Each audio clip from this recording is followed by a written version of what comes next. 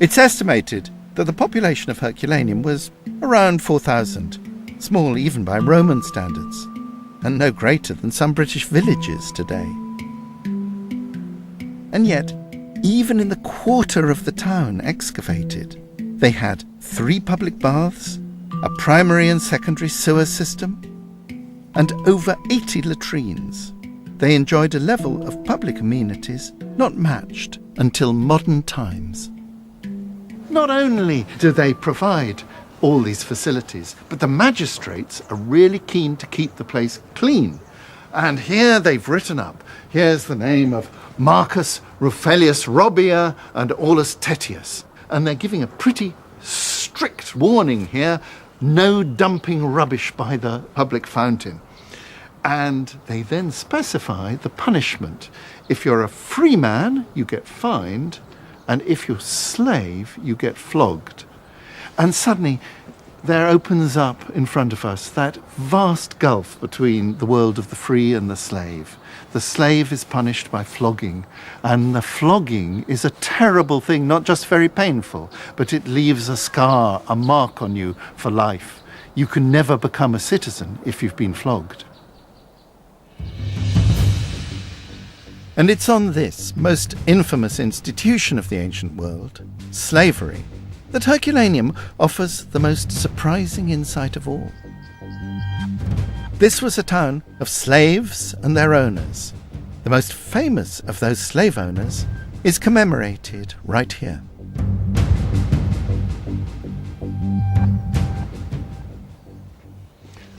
Marcus Nonius Balbus here was Herculaneum's biggest benefactor. He must have made a pile as a governor of a Roman province. And then he spent some of his money on his town. And the walls up above us were rebuilt by Marcus Nonius Balbus. Another sign of his enormous wealth was the sheer number of his slaves. When a Roman gave freedom to a slave, the slave took his name. And there are over 50 people in Herculaneum who carried the name of Marcus Nonius. It's a name that continued long after him, as this boundary marker between 2 home-owning ex-slaves shows.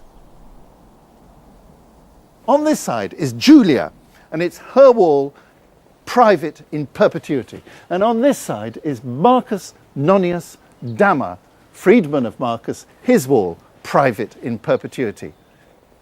And we can tell where he comes from, because that name Dama is distinctive of Syria, as in Damascus. So he's come from the other side of the Mediterranean world. A tiny town like Herculaneum was attracting immigrants from Syria and beyond. Often they came as slaves, but what this place and the Roman Empire offered them was the chance to buy into something unique in the ancient world. What makes Roman slavery so different from any other slave society we know about is the way that a slave could be not just freed, but given full citizenship. It's this dynamic flow from slavery to citizenship that makes Roman society quite unique, and there's nowhere better than Herculaneum to see that.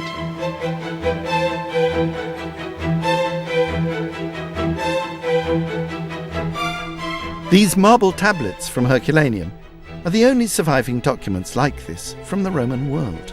They list the freedmen and full citizens of the town. What they suggest is that up to 80% of the town's male citizens were ex-slaves, pointing to a huge degree of social mobility, even in the smallest of Roman towns.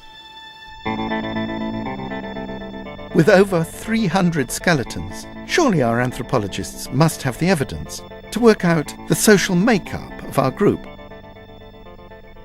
This female seems to bear all the hallmarks of a slave. Mostra delle patologie, delle modificazioni su alcune parti dell'osso. Osso nell'avambraccio, il radio, l'osso dell'avambraccio. E in questo caso questo è un punto di attacco per il muscolo bicipite E lo vediamo molto sviluppato rispetto a quello che normalmente dovrebbe essere, e comunque è un indice di un'attività a carico dell'articolazione del gomito particolarmente prolungata ed evidente. Stiamo parlando di schiavi, schiave. Ad Ercolano, ma come gran parte del mondo romano, la condizione di schiavo è una condizione aperta in uscita, per cui magari avrà fatto un certo tipo di attività durante la vita, ma a un certo punto sarà stato così bravo a guadagnarsi la libertà e a diventare ricco che non è più schiavo, però comunque continua ad avere sullo scheletro i segni della schiavitù. Quindi dire povero, ricco, schiavo libero ad Ercolano è un po' un azzardo. But there's other unique evidence that can shed light on the social makeup of the town. What's special about Herculaneum is that the records survive that show that this was an upwardly mobile society, where full citizenship was the prize and slaves were battling to secure it. This system had a dual purpose: to encourage slaves to work hard and then buy into the empire by granting them citizenship.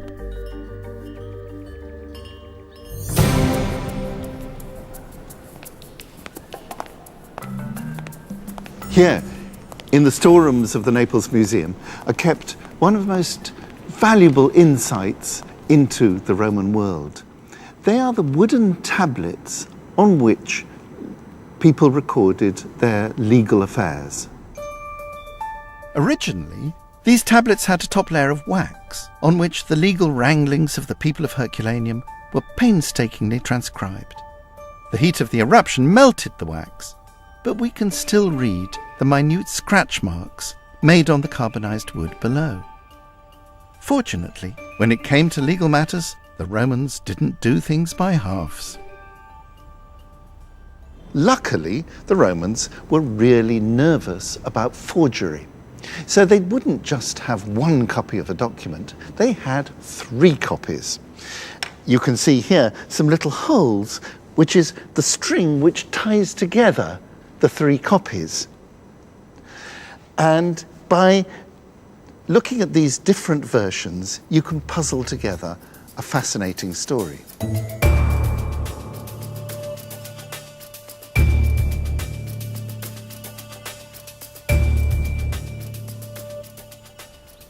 A wonderful example of these documents comes from the house of the Bicentenary, and there was found a dossier of dozens of documents recording a big legal battle.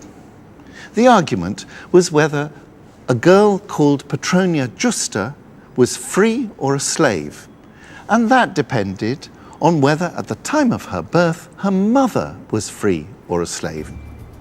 To resolve the problem, they call in members of the household, neighbours, who all give witness and all have contradictory versions.